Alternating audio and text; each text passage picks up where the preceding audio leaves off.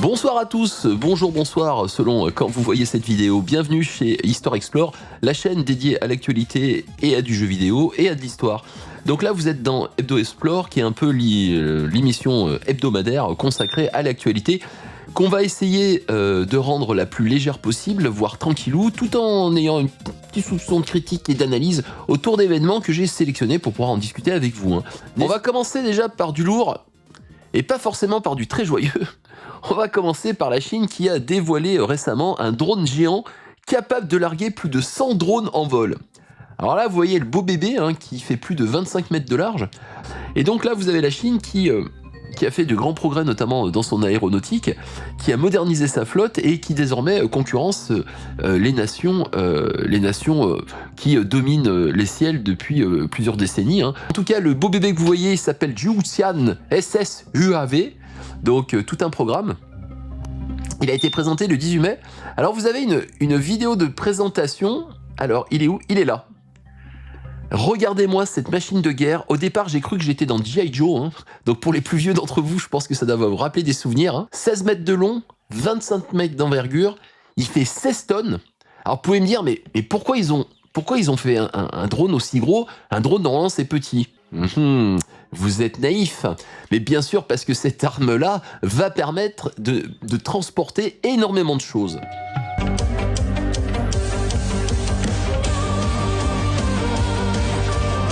Donc maman largue ses essaims. Donc plus de 100 drones qui partent du vaisseau principal. Donc on a l'impression qu'on est dans G.I. Joe Cobra Commander. Et donc en fait, ces drones-là servent à plusieurs choses. Un avion de chasse, par exemple, arriverait à proximité de ce type de structure. En fait, les drones vont servir à brouiller et à gêner l'avion de chasse, et notamment à essayer de neutraliser les éventuels missiles qui seraient envoyés sur lui. Donc, plus de 100 drones. Alors, là déjà, vous pouvez me dire, ça fait un peu flipper quand même. On a une machine qui va être autonome, dopée à l'intelligence artificielle, qui possède des drones. Alors je pense que c'est ces essaims de drones, comme on les appelle.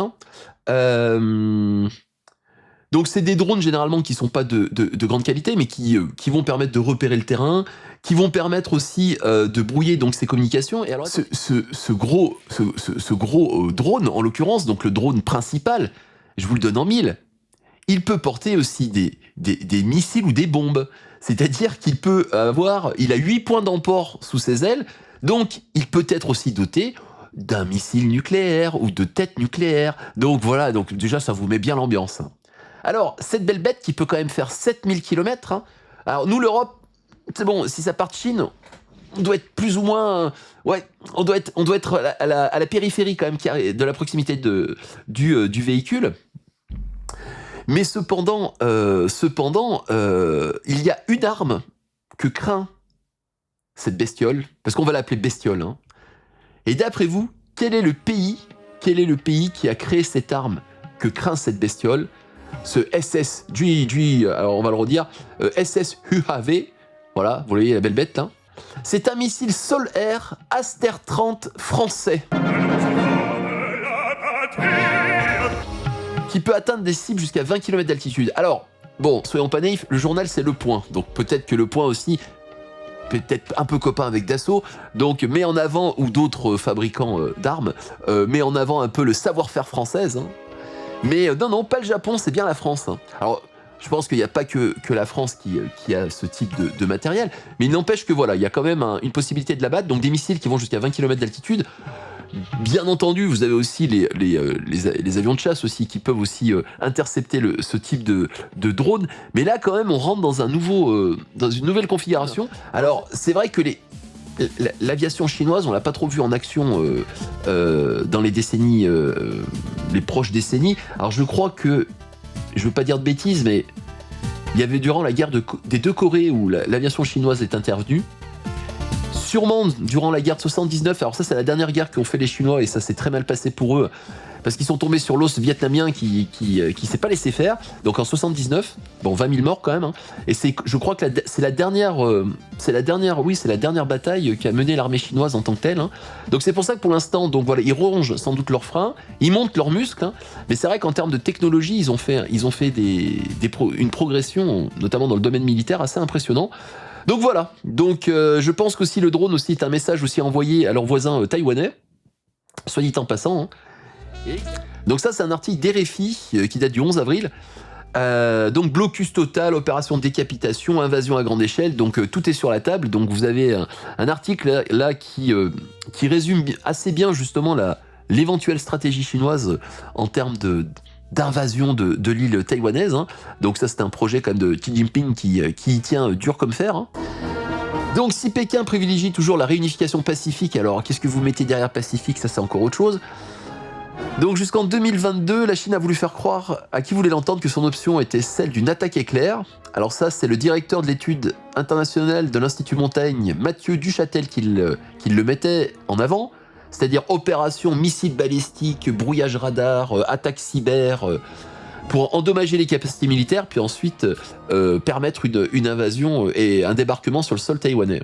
Mais cependant, ce qui gêne quand même la Chine, c'est que Taïwan, 1, c'est une île, 2, il va avoir une résistance taïwanaise qui va être assez forte.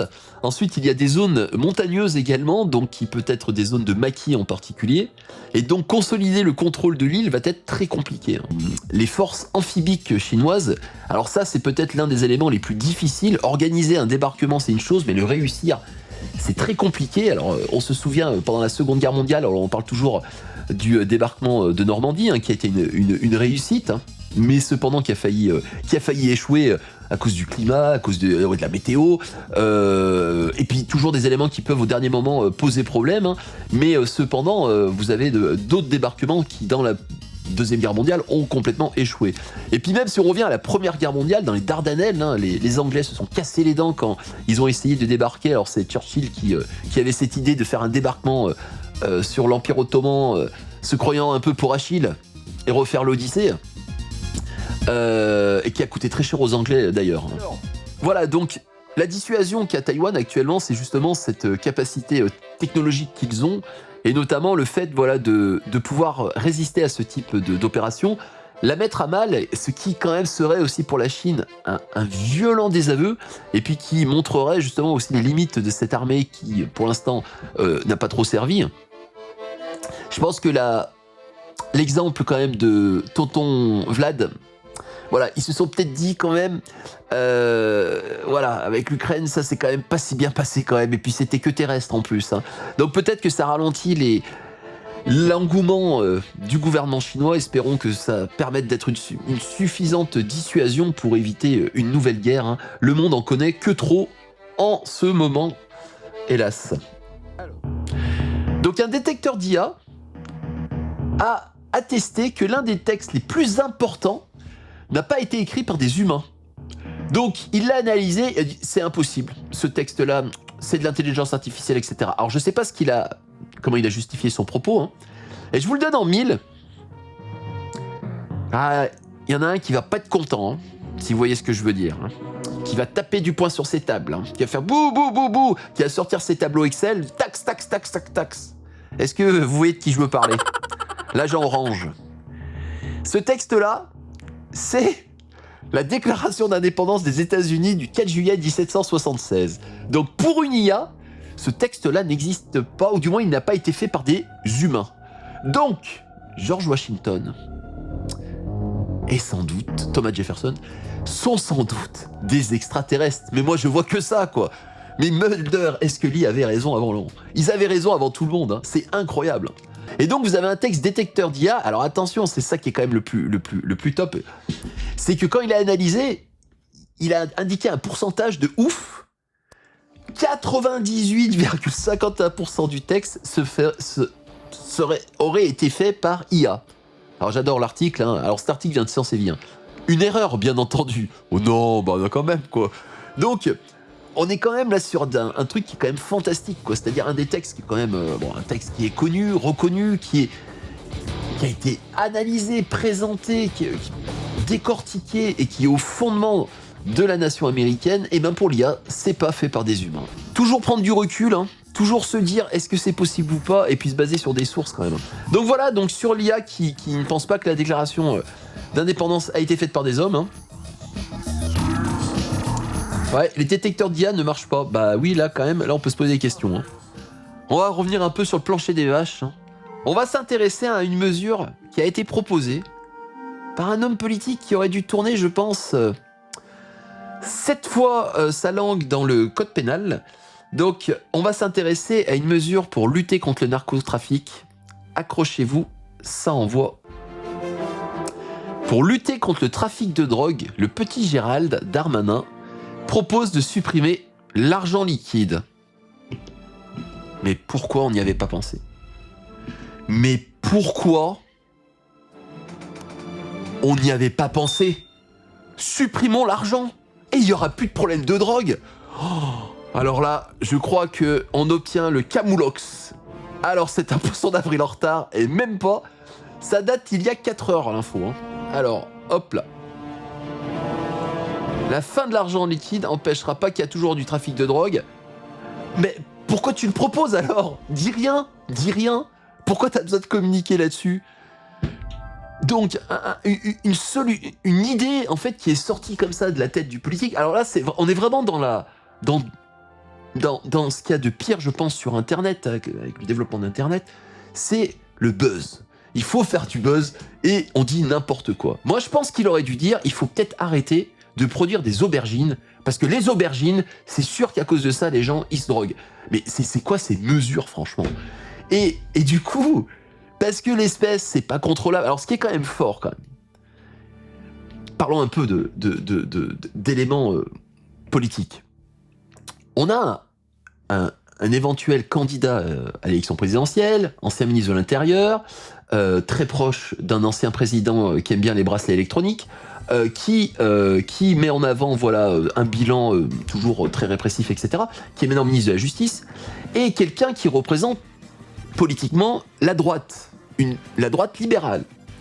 Et donc c'est quelqu'un qui d'un côté indique il ne faut pas utiliser l'argent liquide, le problème c'est que c'est intraçable, etc.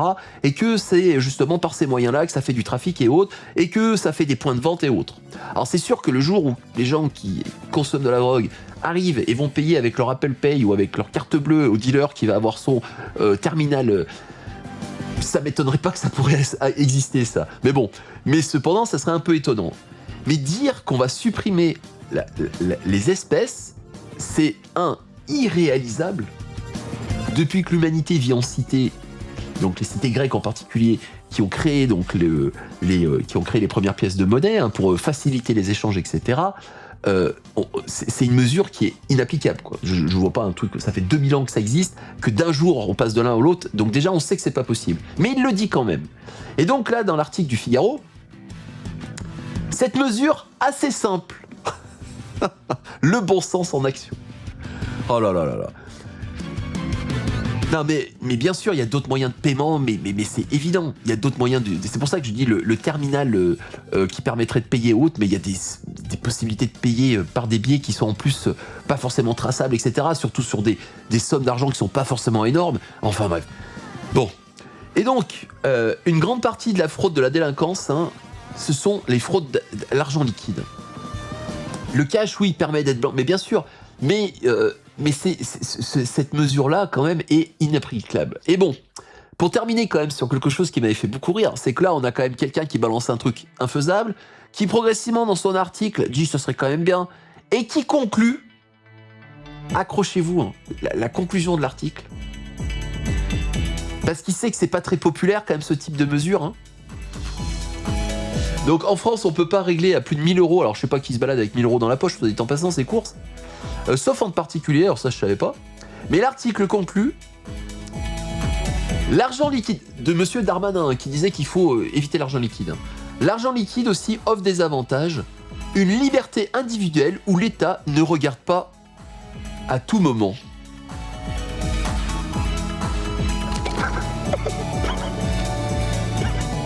Donc le gars Il nous dit que l'argent liquide c'est mal, parce que l'État peut pas contrôler, mais il dit quand même, l'argent liquide c'est bien, parce que l'État ne peut pas quand même tout contrôler. Hein.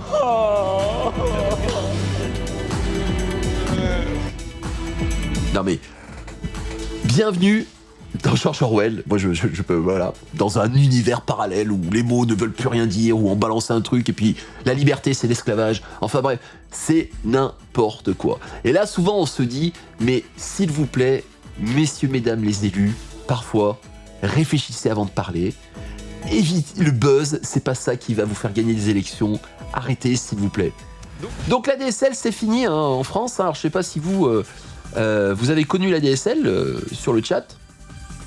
Donc un réseau cuivré d'1 million de kilomètres va disparaître petit à petit. Alors on le voit sur l'illustration du Monde. Alors le Monde, ils ont vraiment des graphismes de qualité hein, parce que franchement ils font des éléments qui sont d'une pédagogiquement c'est génial à présenter. Hein.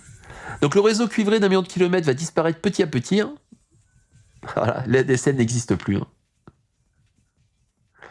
Donc en 2030, la DSL ne sera plus. Hein. C'est la fin d'un règne de 2 décennies hein, qui aura démocratisé l'Internet auprès du grand public.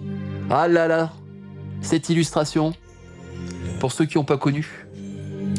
Quand on se connectait à Internet avec un PC, donc on mettait le nom du fournisseur, on mettait le modem, et puis ensuite c'était parti, hein, mon kiki. Hein. Alors moi j'ai connu le modem 56K forcément. Ensuite, je suis passé à la DSL 128 et 512 kilooctets, je crois.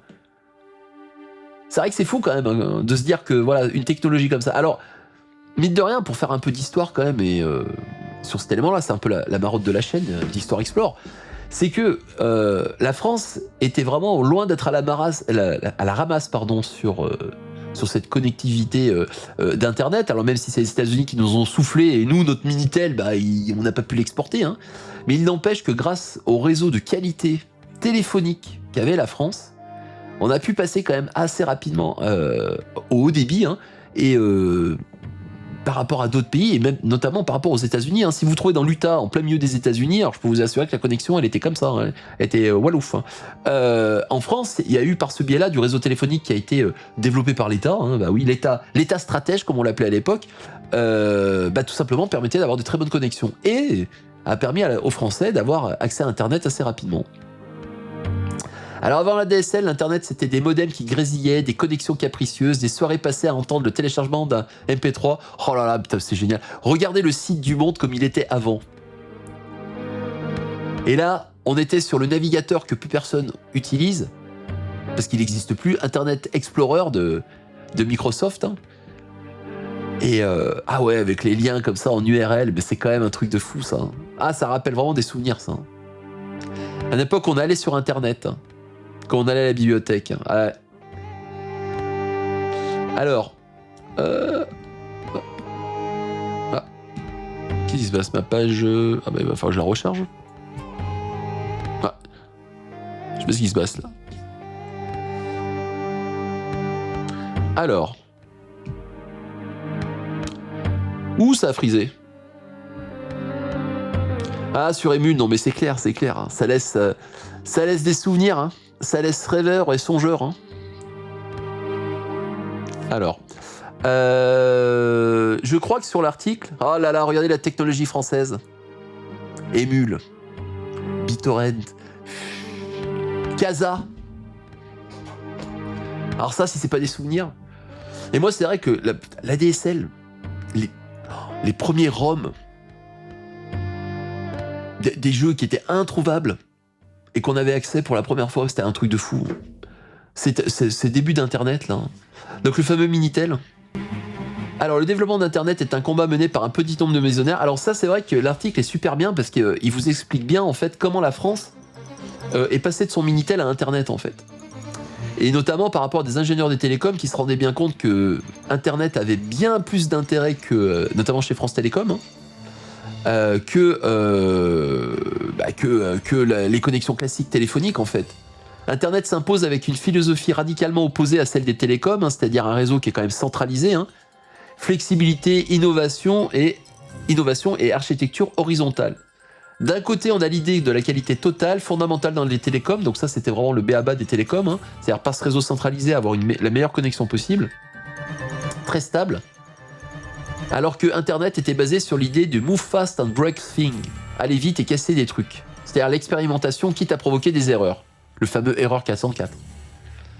Donc, chez les télécoms, chez France Télécom, Jean-Jacques Dalamian, directeur technique chez France Télécom, pousse à la création de Wanadoo.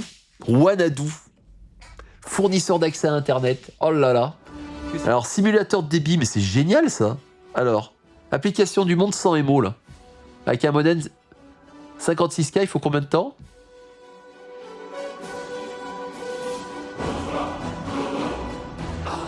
Il faut 29 minutes pour le télécharger. Oh mais c'est génial ça. Ah mais ça, il faut que je le garde, ça, il faut que je le monte ça. Pour comprendre ce que c'est le... Voilà. Alors, donc il faut 29 minutes pour télécharger 100 émo, hein, avec un modem 56K. Est-ce que, avec la DSL, il faut combien de temps? Oh là là, putain, mais regardez la différence. Et avec la fibre... Voilà, 456 mégas par seconde. Et une vidéo de 5000 émos, avec un modem, alors un modem ça devait prendre une journée, 24 heures. 24 heures pour télécharger, vous imaginez? Avec un modem 56K, ce qu'il fallait pour télécharger un film de 5 gigaoctets. Donc le Minitel c'était quand même très très long, hein. Quand on vous dit qu'un modem 14K... c'est quand même 12 fois plus rapide que les Minitel, bah, vous imaginez là dans les téléchargements, le modem qui est choisi c'est le 56K, hein. Donc 14K c'était bien plus lent que le 56K, hein.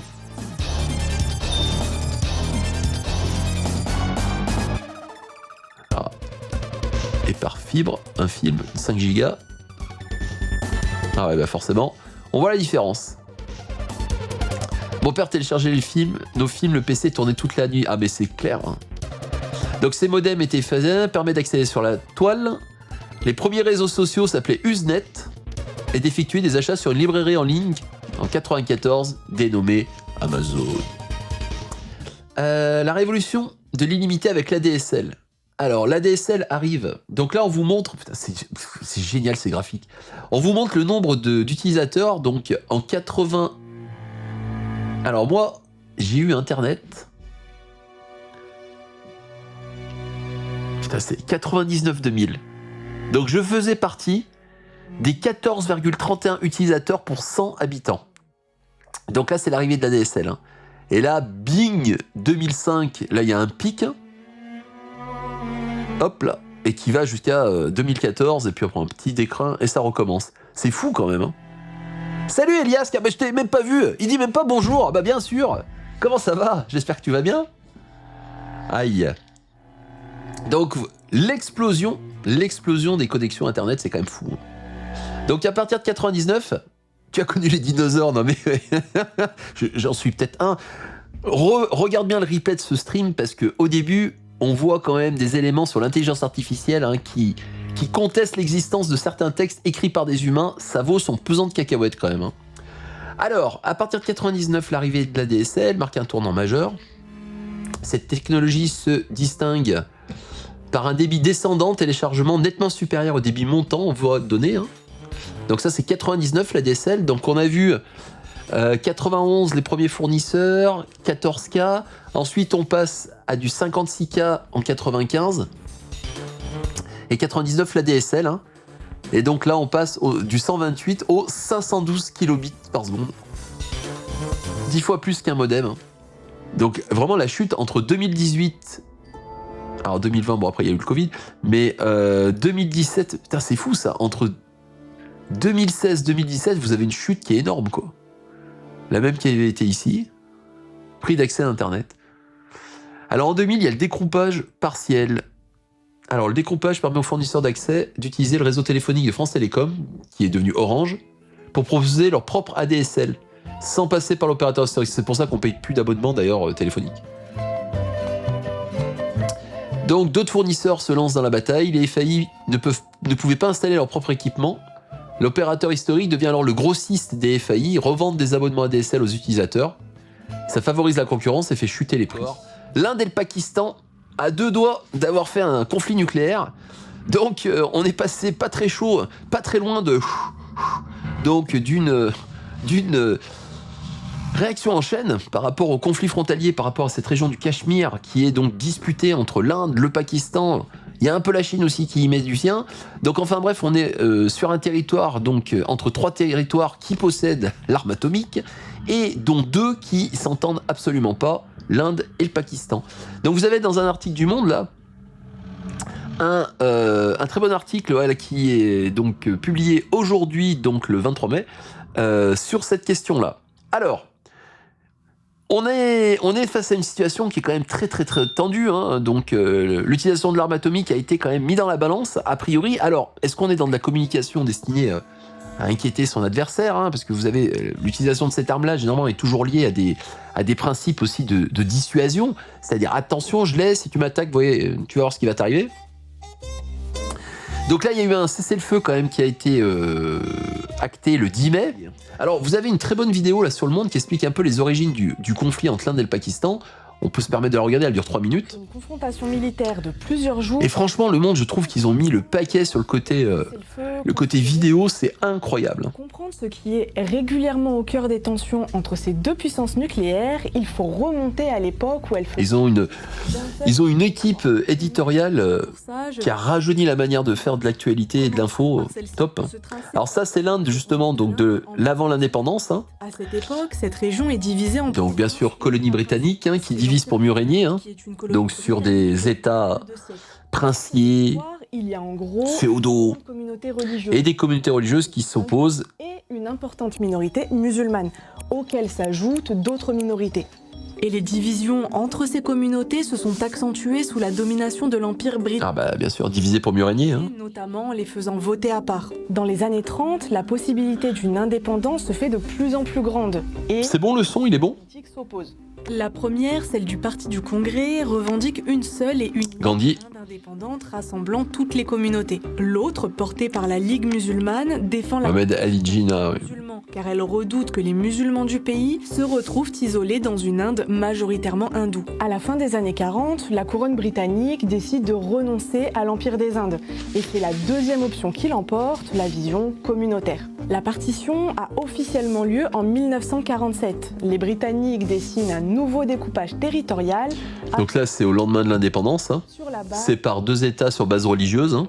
La partition donne donc ça, la création du Pakistan à majorité musulmane. Et regardez bien le Bangladesh, qui sera le Pakistan, alors c'est occidental, à majorité hindoue. Oriental. Cette nouvelle répartition du territoire a ainsi poussé 15 millions de personnes à l'exode. Parce que des violences communautaires ont explosé au lendemain de l'indépendance. Ce qui est considéré comme le plus grand déplacement de population de l'histoire moderne. Une partition et un exode extrêmement violents, marqués par de nombreux massacres perpétrés par des milices hindoues et musulmanes afin de chasser les habitants des communautés opposées. Les estimations entre 200 000 et 1 c'est incroyable. Hein. personnes auraient été tuées ou seraient mortes de maladies dans les camps de réfugiés. C'est encore aujourd'hui un vif traumatisme. Alors, bon, c'est les journalistes, on va pas... Bon, il y a eu quand même des déplacements de population. On dit, ils affirment que c'est l'un des plus importants, ou voire pratiquement le plus important. Faut pas oublier la fin de la Seconde Guerre mondiale, où vous allez avoir un brassage de population et une expulsion des minorités allemandes dans certains territoires devant l'avancée de l'armée rouge, et puis suite au lendemain du 8 mai 45, où vous avez de déplacements forcés de population, notamment pour évacuer ces minorités qu'on veut plus voir, qui ont été bien plus importantes. Voilà, pour la petite parenthèse.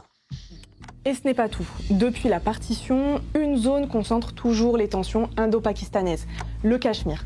Et pour vous l'expliquer, vous connaissez la chanson, on ressort les cartes. Au moment de la partition, le Cachemire. 1947, les régions administrées par un prince pendant la colonisation britannique peuvent choisir de rejoindre le Pakistan ou l'Inde. Pour le Cachemire, la question du rapprochement vers l'un ou l'autre de ces États n'est pas si évidente. Cette région est située pile entre les deux nouveaux États. Mais la population à majorité musulmane est administrée par le Maharaja Hari Singh, un hindou. En octobre 1947, le Maharaja accepte de rejoindre l'Inde en échange d'un soutien militaire face aux attaques de milices musulmanes. Cette décision provoque alors la première guerre indo-pakistanaise. L'ONU intervient et un En cessez-le-feu 73, je crois. en 1949. Une frontière. Ah non, c'est la guerre de 49. Les deux pays Ah oui. résolvent leurs différends par la négociation, mais elle est toujours en place. Depuis, le partage est toujours disputé et la Chine s'est ajoutée sur la liste Oui, 49, oui. qui revendique une partie du Cachemire dès la fin des années 50. Depuis près de 80 ans, le Cachemire est donc au cœur des tensions entre l'Inde et le Pakistan, qui se sont déjà affrontés. Et la guerre de 73 a été la plus inquiétante d'ailleurs. Le récent attentat terroriste du 22 avril. Et donc c'est pour ça que voilà, vous avez cet attentat terroriste qui s'est déroulé au Cachemire. Donc les Indiens accusent les Pakistanais d'avoir soutenu ces milices islamistes qui ont attaqué l'Inde, qui ont attaqué donc une ville frontalière. Et donc un engrenage s'est mis en place. Alors, si nous revenons maintenant à notre interrogation sur l'utilisation éventuellement de l'arme atomique dans ce conflit indo-pakistanais, dans le sens que les deux territoires en sont venus vraiment avec des actes, c'est-à-dire on s'est pas contenté de se battre que dans la frontière, il y a eu des incursions, des bombardements, etc. Le bruit a couru d'abord que l'Inde avait visé les collines de Kirana, près de Rawalpindi, alors excusez-moi pour la prononciation, supposées abriter dans une dizaine de tunnels donc des ogives nucléaires. Sympa. Et que des fuites radioactives s'étaient produites. Donc une attaque a bien été conduite, hein, mais voilà, les Pakistanais disent non, mais il ne s'est rien passé, il n'y a pas eu de problème. Alors, s'agit-il d'une stratégie du bluff nucléaire, hein? En tout cas, l'Inde assure ne pas avoir visé les collines de Kirana, hein, donc forcément l'Inde dit mais non, du coup, c'est pas ça qu'on voulait viser, mais ils les ont quand même visés. Hein. Donc les deux voisins disposent environ de 170 ogives nucléaires chacun. Alors petite question, la France, d'après vous, elle possède combien de bourbinettes de gervoise bleue? C'est à peu près 300 ogives a priori. Hein. Et ça, je pense que c'est la conclusion de l'article sur cet élément qui est quand même peu YOLO. Hein. C'est que si vous avez un des deux protagonistes qui utilise cette arme-là, mis à part les populations nombreuses qui sont présentes sur la zone, on parle quand même d'une conséquence donc humaine qui sera désastreuse, entre 50 millions et 125 millions de morts, donc déjà sur des chiffres qui sont complètement fous, hein. Et puis également les conséquences sur la planète entière, c'est-à-dire que le reste du monde ne serait pas épargné, les effets climatiques d'une guerre nucléaire entre l'Inde et le Pakistan ne s'élimiteraient pas à l'Asie. Ces effets seraient énormes et de portée mondiale avec une baisse des températures, la chute des productions alimentaires, bref, une sorte d'hiver nucléaire. C'est ça qui fait le plus peur en fait dans le cadre d'un conflit atomique, mis à part les destructions des villes, des zones de forte densité qui sont des cibles prioritaires donc dans le cadre d'une attaque nucléaire, c'est tout simplement en fait la quantité d'éléments détruits créerait en fait un nuage de poussière radioactif qui progressivement serait tellement épais, tellement dense qu'il ralentirait les passages des rayons du soleil, contribuerait à un début d'un âge glaciaire et donc forcément à l'extinction de la vie tout simplement sur la planète Terre. Alors au Japon, vous avez le ministre de l'Agriculture qui est ici, là, voilà, qui dit coucou tout le monde, qui s'appelle Toku Eto, donc qui arrivait donc le 21 mai 2025 pour présenter, ministre de l'Agriculture, sa démission. Alors est-ce que vous savez pourquoi ce brave homme a démissionné au Japon? Qu'est-ce qu'il a fait comme bourde? Et on peut se dire, mais ça c'est tellement français dans l'esprit, c'est tellement français dans la façon de faire. Ah, le soft power à la française, mais on le voit là. Alors qu'est-ce qu'il a fait d'après vous? Alors, je vais vous faire, cherchez pas, hein. Je vais vous faire un petit vote. Alors, eh ben il y a une bonne réponse. Eh oui, il y a une bonne réponse. Il n'a pas tapé dans la caisse. C'est que ce monsieur, il n'achète pas de riz. Et surtout, alors vous pouvez me dire, bon, à la limite, il n'est pas obligé d'aimer le riz, hein, c'est parce qu'on est japonais qu'on mange du riz. Non. Mais il a fait un peu une Marie-Antoinette style. Alors même si le propos de Marie-Antoinette est apocryphe, elle n'a jamais dit, vous n'avez pas de pain, mangez de la brioche. Hein. Ça, c'est une invention après coup. Hein. Mais bon, un peu dans l'idée, quoi. C'est que tout simplement, le ministre de l'Agriculture, lors d'un rassemblement public, dit qu'il n'a jamais acheté de riz. Oh bon, ouais. Mais il a rajouté ce petit malin devant des gens qui souffre de l'inflation, car mes soutiens m'en donnent tellement que je pourrais même en vendre. Donc le mec, il est ministre. On lui fait des cadeaux alimentaires et il s'en vante devant des gens qui, alors pas crèvent de faim, mais du moins ont du mal à finir leur fin de mois, ont une inflation qui les gaspille, etc. Et là, je me dis, mais le mec, mais qui demande sa carte d'un parti politique en France, parce que ça, en France, on aurait pu le sortir. Quelqu'un aurait pu le sortir, ça. Et donc, il a démissionné. Le ministre, le gouvernement qui a tout de suite accepté sa démission, bah, vu le charlot, on peut les comprendre. Hein. Et en plus, c'est pour revenir sur des éléments qui sont plus terre à terre, c'est que vous avez cette question du riz au Japon qui devient cruciale. Le gouvernement japonais a récemment dû exceptionnellement puiser dans ses réserves stratégiques de riz. Alors en France, nous, on a des réserves stratégiques de pétrole, mais au Japon, c'est des réserves stratégiques de riz. Alors après, aussi c'est une île, hein, donc problématique liée d'un archipel. Hein. En raison des mauvaises récoltes dues à la chaleur en 2023 et des achats paniques provoqués par un avertissement de méga séisme à l'été 2024. Alors c'est vrai que le Japon, c'est quand même un pays où par an, vous avez une moyenne de 1500, je crois, séismes. 1500 séismes, hein. C'est hallucinant. Alors, de différentes intensités, hein, mais quand même. Hein. Alors, tentant de se justifier, alors notre ministre, il est quand même fort, hein, il a expliqué lundi avoir exagéré et provoqué la colère de sa femme. Alors en plus, il s'est fait engueuler par sa daronne. Elle m'a fait remarquer qu'elle allait acheter du riz quand notre stock est épuisé. A-t-il tenté de se rattraper? Mais ces excuses n'ont pas suffi. Oui, en fait, t'as envie de lui dire, arrête, ne dis rien. Stop, t'as fait une bourde, c'est stop, tu dis ok, excusez-moi, et tu passes à autre chose. Arrête de te justifier, c'est encore pire. Donc voilà, notre ministre japonais, donc monsieur Eto, hein, obligé de démissionner, hein, car il n'achète pas de riz parce qu'on lui en donne. On va passer maintenant au final, comme les feux d'artifice estivaux.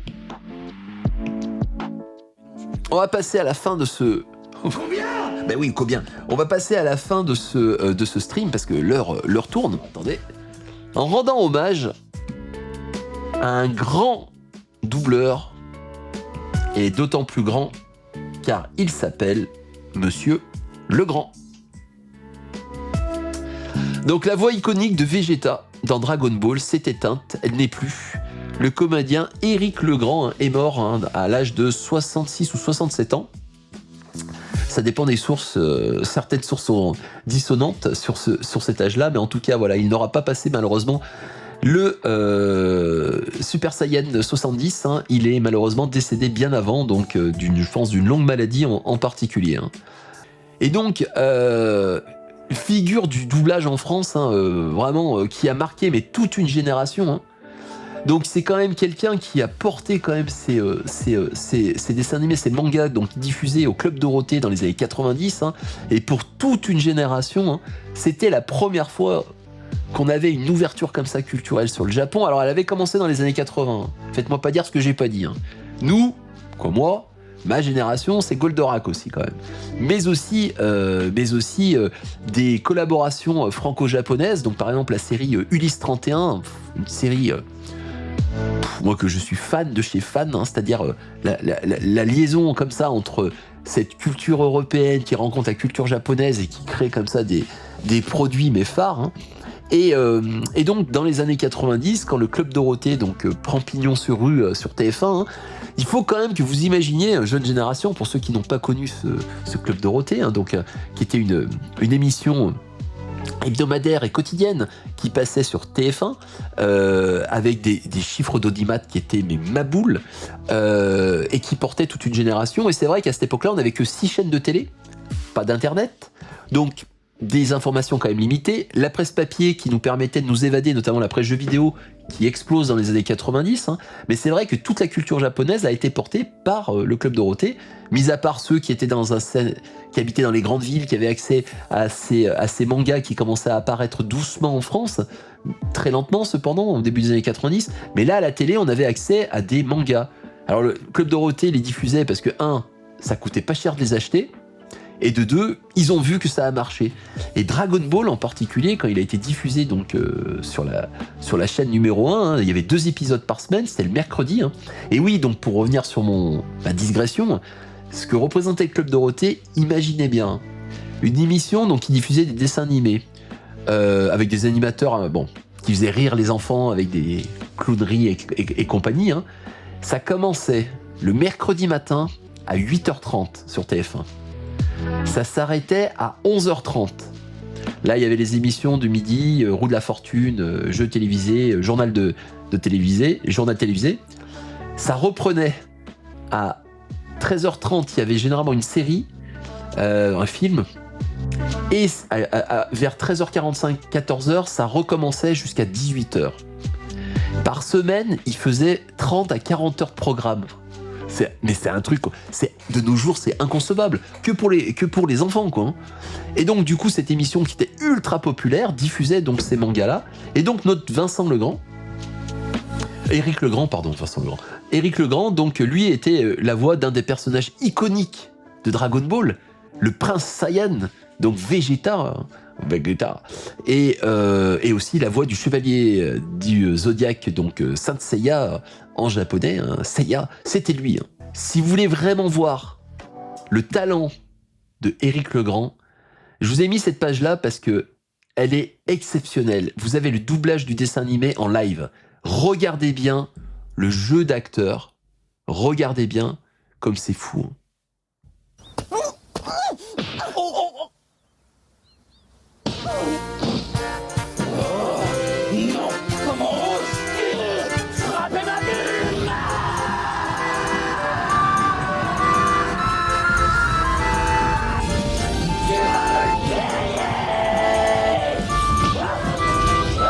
Il est dans son rôle, c'est incroyable.